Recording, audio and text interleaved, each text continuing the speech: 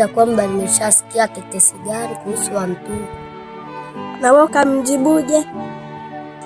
Na mimi nikamjibu kwamba Wantu alipotea hapa kijijini.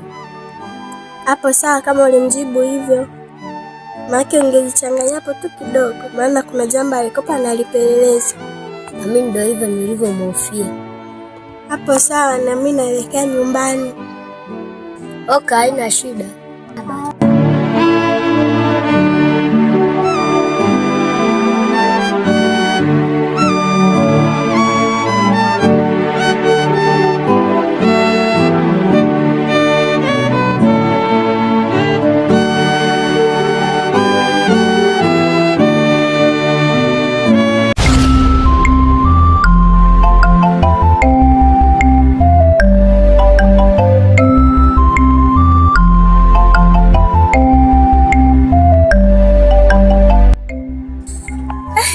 Nilivyochoka jamani, sijui rafiki yangu nitamkuta jamani. Huu mlima mkubwa jamani. Maisha ya kijijini haya. Ngoja niende. Sijui yupo.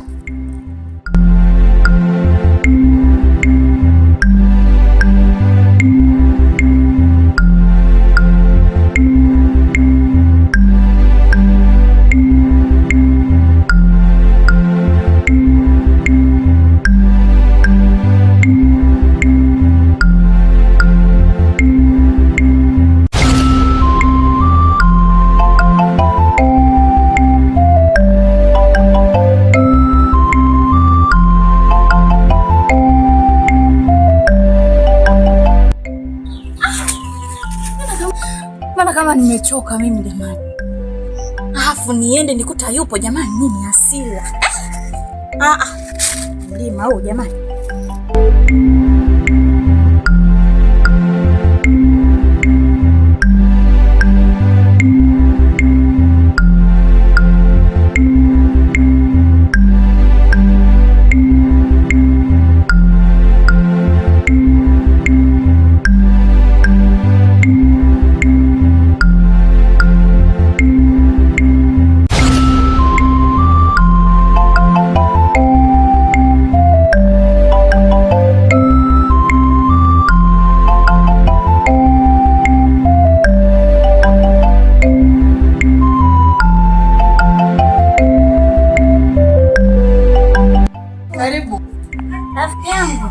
Karibu sana rafiki yangu. Asante. Na kuona umechoka mwenyewe. Habari za sasa? Salama, karibu kaka. Shakaribia. Yangu za siku nyingi. Salama tu rafiki yangu. Sija kuona muda. Mimi nipo. Nikakaa nyumbani nikakuwaza hapa, nikasema nikamuone Sauda rafiki yangu. Mimi nipo mbona rafiki yangu, sema tu ndio hivyo, sina sehemu ya kutembelea. Nipo zangu nyumbani. Rafiki yangu hata kuja kuniona hamna kweli? Umekaa zako umetulia, una hata baya hata kuja kuniona hamna nyumbani. Nimekaa nimekumisi mwenzio. Rafiki yangu, mwenzio nipo hapa kichwa kinawanga hatari. Tangu mwenyekiti alipokuja hapa akaniambia habari za sijui Wantu, tangu nilipokota nguo zake mwenzio kichwa kinawaka mpaka sili. Rafiki yangu ilikuwaje?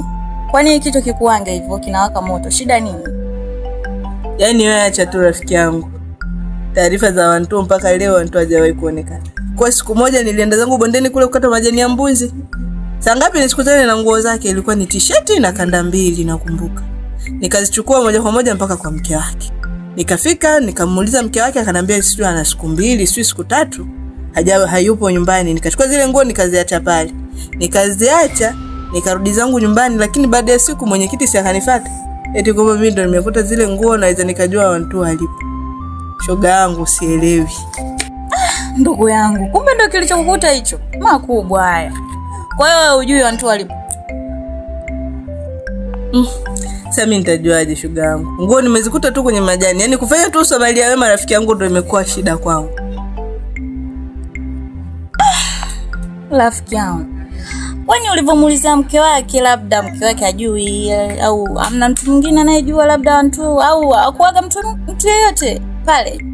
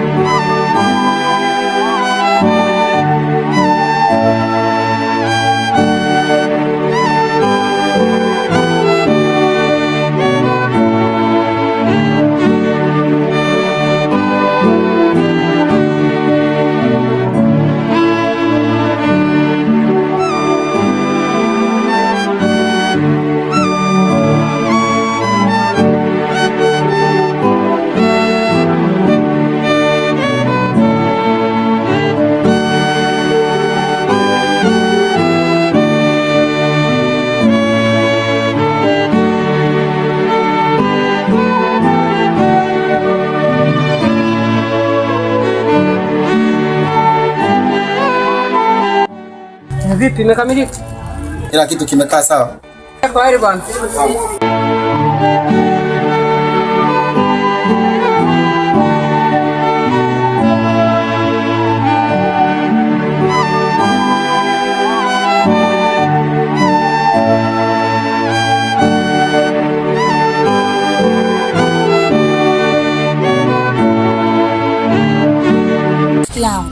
Usinifiche, mimi rafiki yako, tumetoka mbali mimi na wewe. Kama ulikuwa na mahusiano na watu, niambie mwenzio. Mahusiano tena udugu wangu. Mimi nikufiche nini? Tangu rafiki wetu umeanza kuna kitu chochote ukijui kutoka kwangu? Ningekuwa na mahusiano na watu ningekuwa nishakwambia shoga yangu. Sina mahusiano naye yoyote tofauti na ujirani. Haya, ndugu yangu. Mimi yangu macho. Vile ninavyokujua wewe, nahisi huwezi kuwa na mahusiano naye. Ungekuwa ushaniambia.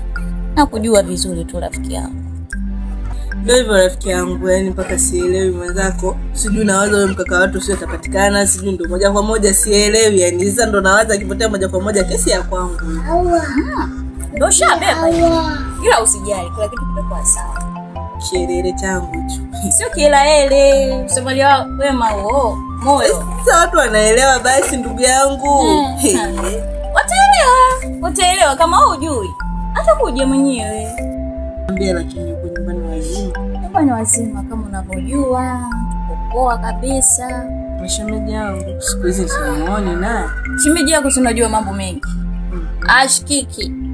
Asubuhi mapema kaondoka. Mimi sijamuona toka asubuhi. Sasa hivi sijamuona. Ndogo wangu huyo. Ndio kabisa.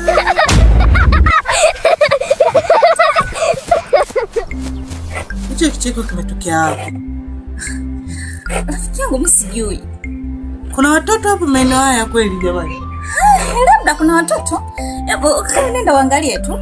Labda kuna watoto. Achana na. Tutaangalia tu hata baadaye. Ndio nilikuwa nakwambia hivyo rafiki yangu. Yaani mdogo wako akiamka tu asubuhi, hata vyombo ndani atoi. Shogangu kiguna njia huyo, usipopiga simu au usipohangaika kutafuta kwa mguu kumpati. Kwenye muda wa kula. Watoto. Hebu nakuja. Ndugu yangu sawa, utanikuta mimi hapo. Haya, nakuja mara moja.